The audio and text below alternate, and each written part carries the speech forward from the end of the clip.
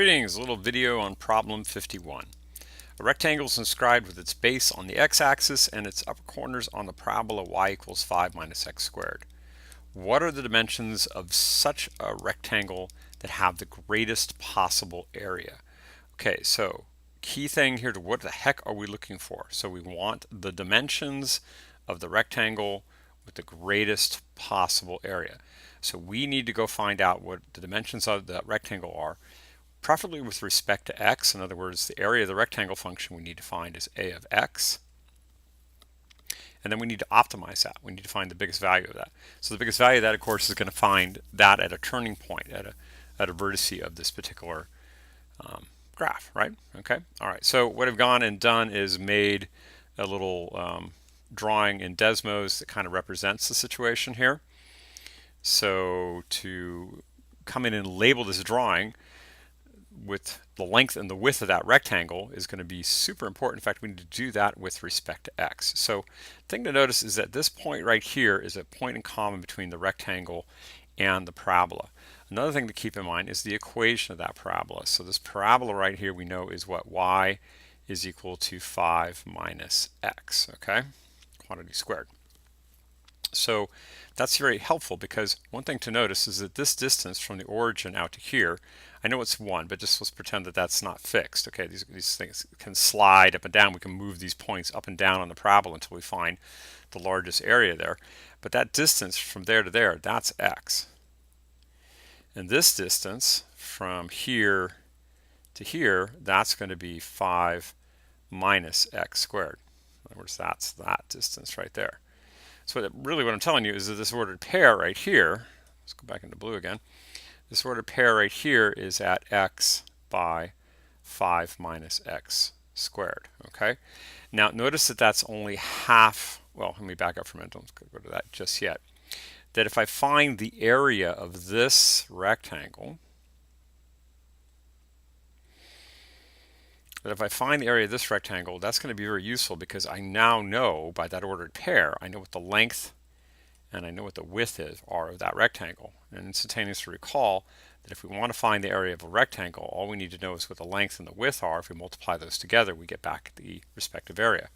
Now the problem with respect to our problem with this, though, or with our particular exercise working here, is that that x is the same in absolute value as this x. Okay, in other words, those two distances are the same. We know that by symmetry of the parabola. So the distances are the same here. Okay, so what that means is that why the area of this blue rectangle that I've just drawn here is x times 5 minus x squared. That's only half of the total area. I need to also throw in this area over here. But the thing to keep in mind is that the area of the red shading is equal to the area of the blue shading. So if I just double this, now I've got a of x. So a of x is equal to 2x times 5 minus x squared, okay? All right, cool beans. So let's get a fresh sheet here. Turn on the cursor. And let's go take a look at the area function, okay? All right, so there is the area function 2x times 5 minus x squared. Now, the thing about that particular function is you got to realize that there are some reality constraints here. X represents that distance along the horizontal axis. So if we're talking about 2x, the 2x has to be, back up for a minute, 2x represents the total distance on the horizontal axis. That distance has to be a positive number, okay? So what we're saying here is that x has got to be greater than or equal to 0. If x is equal to 0, notice the whole parabola, or excuse me, the whole cubic becomes 0. Similarly over here, let me go ahead and turn my pen back on so I can scribble on the board here for you. Similarly over here, so in other words, what I'm saying is that if x is equal to 0, before I go to the similar, let's finish that up. When x is equal to 0, we get f of 0, which turns out to be equal to 0.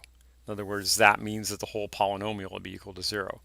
Similarly, over here in x squared, if we let x be equal to the square root of 5, notice that if we try to evaluate f of the square root of 5, what we're going to get back is going to be 2 square roots of 5 times 5 minus the square root of 5 squared, and that gives me back what? Gives me 2 root 5 times 0, which is 0. Okay, so what I'm telling you is that those are the endpoints of our domain.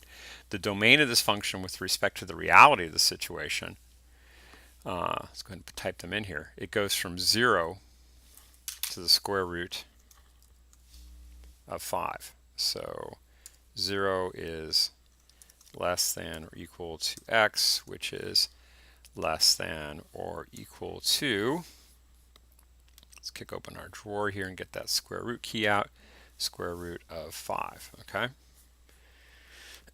Okay, so that's the only part of the function that makes any sense. In other words, this function right here, you pick a value of x, give me a value of x, and what you're going to get back is a corresponding area. So in other words, if I pick the distance away from the origin to be a half, notice at that point right there, turn my pen back on, that point right there gives me back the area. In other words, that's 0.5 by a of 0.5, let's say, okay? And that part of it gives me back the area of the function. All right, so where is the largest area going to occur? Possibly at that point right there, right? Okay, so it's looking like an x value. So x is going to be approximately what? 1.291 if we round off to 3 places, which is plenty accuracy for this particular problem. Now you would think at this point that we would be done with the problem, but no, we're not. Let's go back to the original drawing. Go back to the problem setup here. And let's go back to our drawing that we had earlier on there. Hopefully all will come back. There we go. Okay, so going back to our original drawing here, notice that what they want are the dimensions of this particular rectangle. Okay, so the dimensions of the rectangle, just to remind ourselves real quick, we had what? It was x was 1.291. So an x value of 1.291 gets us part of it, but that's not the dimension of this base of the rectangle, which is what they wanted right here. Okay, what is that? Twice that is going to give you that length, isn't it, right? If we call that the base or the length. So calling that the length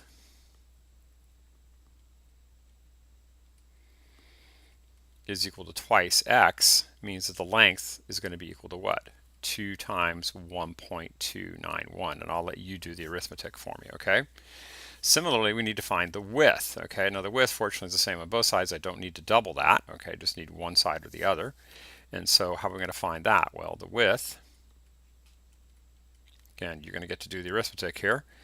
The width is equal to what? It's 5 minus x squared, which is going to be 5 minus 1.291 quantity squared. All right, I'll let you take the arithmetic home, and that gets you the dimensions of the largest rectangle. Okay, now just to let you know, if you had some calculus, this would be a whole lot easier problem. So that's why you take calculus. All right, so we're going to sign this off. Thanks for watching.